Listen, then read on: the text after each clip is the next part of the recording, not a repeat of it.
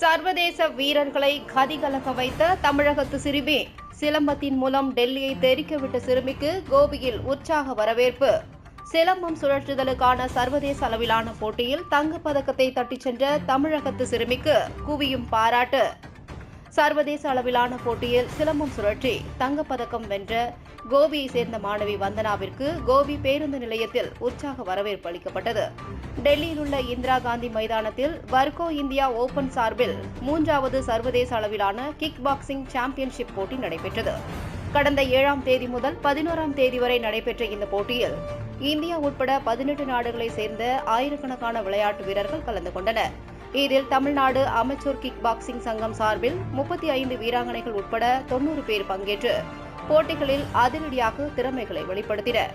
இங்கு 7 வயது முதல் 9 வயது மற்றும் சீனியர் மாஸ்டர் ஆகிய பிரிவுகளிலும் நடைபெற்ற போட்டிகளிலும் தமிழக விளையாட்டு வீரர்கள் பங்கேற்றனர். இதில் கோபியை சேர்ந்த வந்தனா என்ற மாணவி சில்ட்ரன்ஸ் மியூசிக்கல் பாரம் பிரிவில் சர்வதேச விளையாட்டு வீரர்கள் முன்னிலையில் சிலம்பம் சுழற்றினார். மாணவி சிலம்பத்தை கையில் எடுத்தபோது வெகு சாதாரணமாக எண்ணிய சர்வதேச விளையாட்டு வீரர்கள் ஓரிரு நிமிடங்களுக்குள் சூறாவளியாய் சுழன்ற சிலம்பத்தை பார்த்து கதி கலங்கி நின்றனர். புயலாய் சுழன்ற சிலம்பத்திற்கு தங்கப்பதக்கத்தை வழங்கி பாராட்டினர். அதேபோன்று சையது சஹீம் என்ற மாணவர் போட்டியில் கலந்து கொண்டு 6ஆம் இடம் பெற்றார்.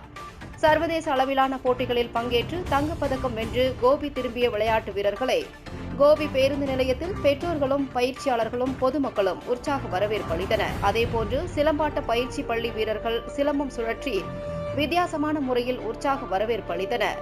விளையாட்டு வீரர்களுக்கு அளிக்கப்பட்ட உற்சாகத்தை பார்த்த பேருந்து நிலையத்தில் இருந்த பயணிகளும் அவர்களை உற்சாகப்படுத்தி பாராட்டினர். அதைத் தொடர்ந்து பேருந்து நிலையத்திலேயே விளையாட்டு வீரர்கள் கேக் வெட்டி உற்சாகமாக கொண்டாடினர். சர்வதேச அளவிலான போட்டியில் வெற்றி பெற்று கோபி திரும்பிய விளையாட்டு வீரர்களுக்கு பொதுமக்களும் பயிற்சியாளர்களும் பாராட்டியதுடன் பயணிகளும் வாழ்த்தியது இளம் வீரர்களை உற்சாகப்படுத்தியது.